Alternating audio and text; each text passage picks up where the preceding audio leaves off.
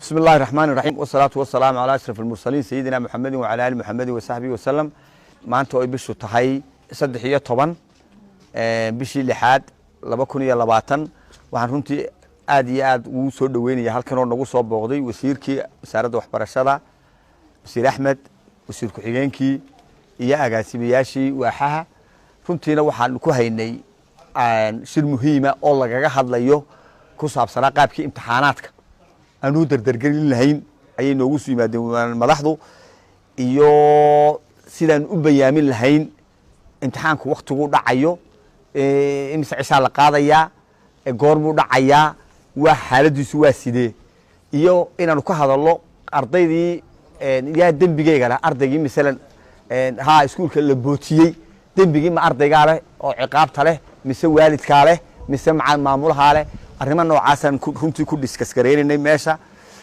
iyo si hawsha loogu tagi lahaa marka kulli iyadoo inoo soo gabagabeyn doonaan madaxdu waxaan jecelahay ka gudoomiye xafiis imtixaan maadaama oo hawshan la wadaay imtixaan iyo qiimeyn tahay inaan horta balbayaamino ardayda mugdi badan baa ardayda ku jira horta arday cabsi badan baa haysa waxaana cabsi ka haysaa macaali al-wasiir aan rabaa inaan idin sheego waxay ardaydu aaminsan yihiin in imtixaan adag laga qaadayo maadaama oo iyagoon waxba dhigan waxaasaa horta ardayda werwer badan ku haya horta ardayda waxaan u sheegaynaa qolada imtixaanaadka sameeya dad waa dad idinkoo kala ah oo wacyiga dalka la socda oo mas'uuliyiintiina waanu ognahay ardaydu wacyiga sanadkan sidoo xaalku ahaa waanu ognahay sidoo xaalku ahaa buu horta imtixaanku ku imanaya maaha waxaad ka fikireysaan iyo cabsidan jirta iyo waxa meesha yaalaama yaala laakiin sidoo wacyigu ahaa ayuun baa runtii ma taqaanaa laga fikiraya wasiirka iyo guddiga iyo qaranka oo dhaniba way ka arintiina werwer badan ilaa heer madaxweyne ilaa guddiga qaranka ee COVID-19 ardayda form 4 waa laga werwarayaa iyo ardayda jaamacadaha dhamaysanaysa waana la ogyahay inaydan sanadkan idinka luntay haddana tugba taagtiibu rugmada wixii aad idinku teeramkii yaraa hore wixii aad dhigateen oo niyeen yar taabanayna mana aha imtixaan sidii loo geliyay uu ka qaab duwan yahay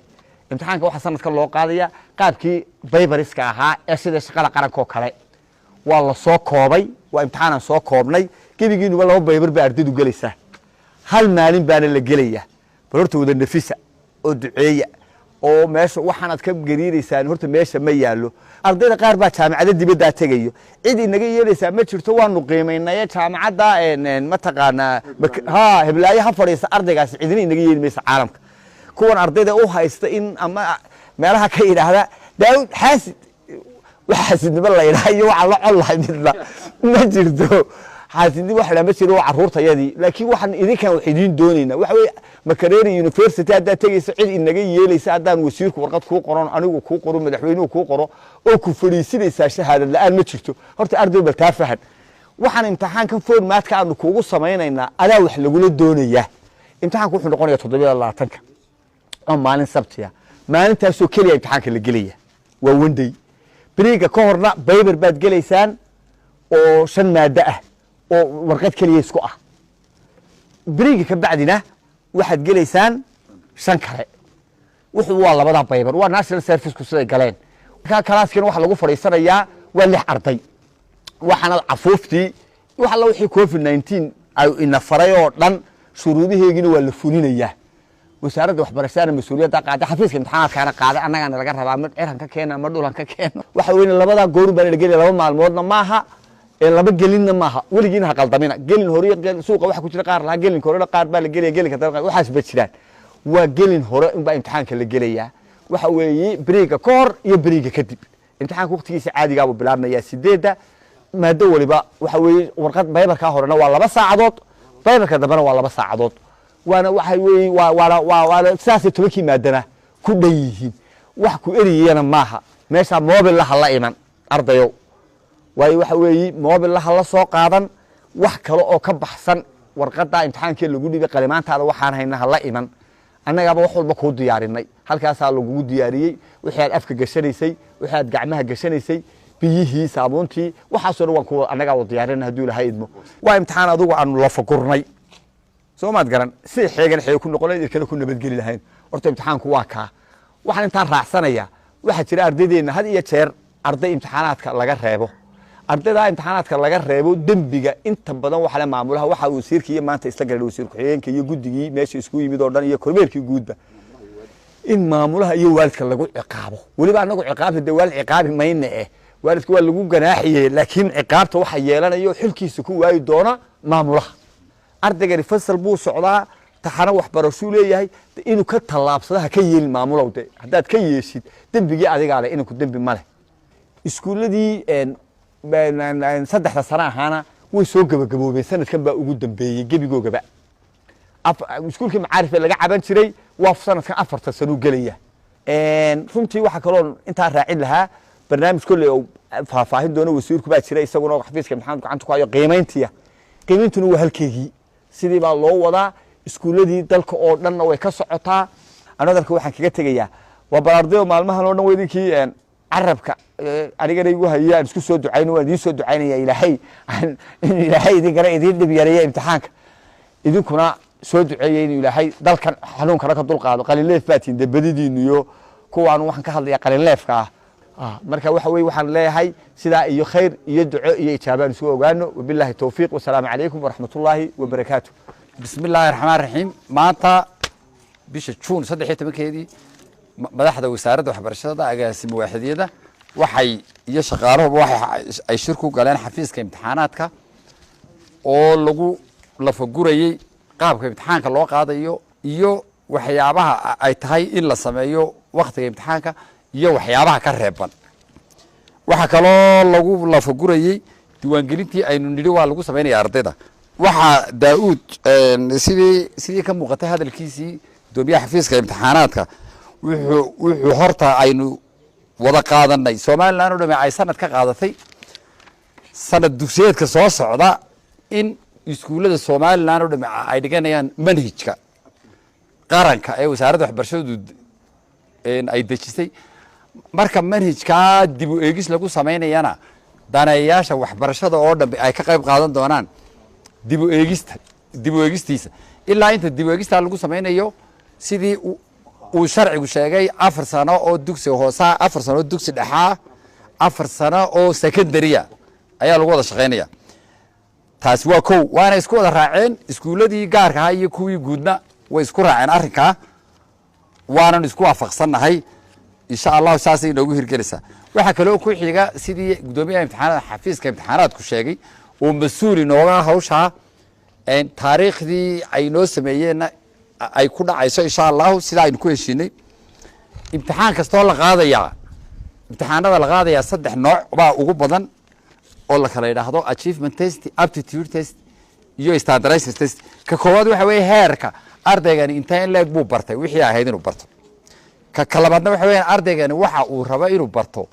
inta in leeg bay suuragal u tahay inuu barto ka ku xigaana waxa weeyaan ardaygan marka da'diisa la eego iyo meeshu ku dhashay iyo wuxuu soo bartay maskaxda lagu cabiraa ka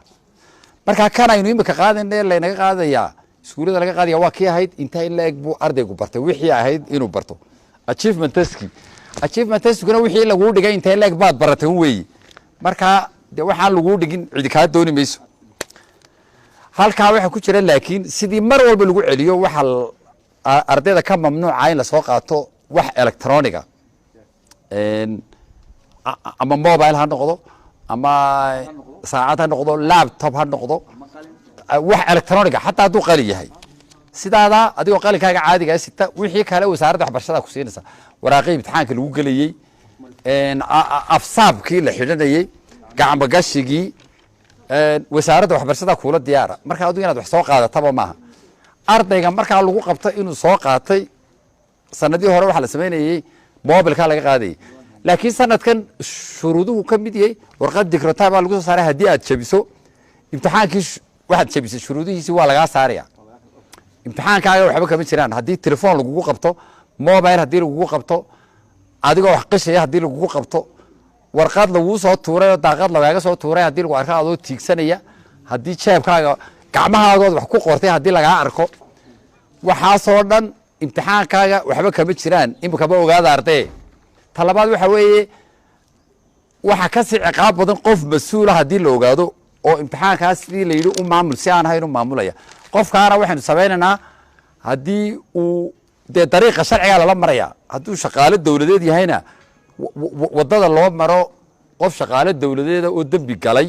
waa dembi ileen taasi ayaa lala maraya haddii aanu shaqaale dowladeed ahayna dembiga qof muwaadina oo aan shaqaale dowladeed ahayn waddada la mariya baa la marinaya laakiin labada kuu doonaha ahaadee wixii uu sharcigu ciqaab siiyo ayuu helayaa ta labaad waxa weeye waxaanu bilownay diiwaangelintii baynu bilownay diiwaangelinta ardayda oo ah in arday walba si loo qiimeeyo isla markaana loo siiyo number ama sumad uu ardaygaasi sito ilaa intuu wax baranayo heerku imika jooga laga bilaabay ilaa heer jaamacadeed ilaa iyo inta uu wax baranayo aynu u samayno waxaa laga doonayaa dhammaan dugsiyada guddoomiyaasha waxbarashada ee degmooyinka guddoomiyaasha waxbarashada ee gobolada iyo agaasimo waaxeedyada xafiisyada ay qusaysay wasaaradda waxbarashadu waa inay ku keenaan xogtaa ugu dambayn 20ka bish 6aad xogtaasina waa foomkii laydii soo diray 20ka bisha June oo bishan inuu ku jirnay imika taas waxa weeye 7 cisho kadib waa inuu cid kasta ku soo gudbisaa waxaana inuu qofka soo gudbin ay dhibaatooyin qabsadaan de wuxuu la soo hadlayaa wasaaradda waxaynu sameynay call center 966 9 iyo 3 afar nabar buu ka koobiyay shirkadda doonta ka soo wac uu ku soo dhacay wasaaradda waxbarashada marka taana ugu dambayn 20ka bisha waa in la keeno arday waliba waa inuu haysto ID number 20ka bisha iyo maxaan ku yiraahdaa iyo imtixaankii lagu qiimeynayay marka guddoomiyaasha gobolada waxaan mar labaad ku celinayaa iyo guddoomiyaasha degmooyinka faraya iyo maamulayaasha dugsiyada in ay xilligaa loo qabtay ku soo gudbiyaan haddii ilaahay yidhaahdo ugu dambayn daawud waa kii sheegay su'aalo badan baa la weydiiyay imtixaan ku saabsan xafiiska imtixaanaadku sidii uu soo go'aamiyay wasaaradda waxbarashadana ku raacday sektarka waxbarashaduna ay isku raaceen waxa la qaadayaa maalin qura ayaa imtixaanka la qaadayaa guddoomiyuhuna waa kii imika sheegay la yidhi imtixaanka maalinta qura la qaadayo 8 la gelayaa marka 2 saacadood lagu jiro beberka koowaad oo 5 maada ka kooban ayaa break time la gelayaa break time ka marka laga soo noqdo ayaa haddana 5 maado kale la gelayaa iyagana 2 saacadood baa lagu jirayaa dabeetana 12 iyo barka maalinimaba waa lagu kala tagayaa marka macallimiinta ka shaqeysa imtixaankaana hadda imikaba waa digniin waana wuxuu sheegis iyo waano waalidnimo iyo tii madaxdaba qofka lagu qabto ee wadadii imtixaanka la yidhi umar wada aan ahayn umara hadhowto isaga ka mas'uula wixii ku dhaca imtixaanku ma aha ciqaab ma aha dhib ma aha ardayga waxaynu eegaynaa bal inuu wixii bartay marka qofka intuu qish u sahlo arday Soomaaliland oo dhan been buu sheegay ardaygana been buu sheegay akhlaaqdiina wuu ka xumeeyay ardayga marka hadda uu dul qaadan mayno qofka Soomaaliland oo dhan been u sheegay waalidkana been u sheegay ee ardayaan boqol keenin oranaya ardaygaag boqol buu keenay waalidkana uu farxaya maanta oo dhan buu ilmihiisa yara la boodboodaya waana been ilmi yara laftigiisa waxaad bartay akhlaaq xumo oo wixii soranaya hadhow sida darajo ku hel oo lacag sida ku hel oo nolosha sida ku maamul bi soranaya dabadna hadhow luquntu kildhi la geliya jeel buu geliya marka waxaan ka codsanayaa ninka arday caruurteena sida ku sameeynaya waalidkana uu dul qaadan maayo wasaaraduna uu dul qaadan mayso wabillahi tawfiiq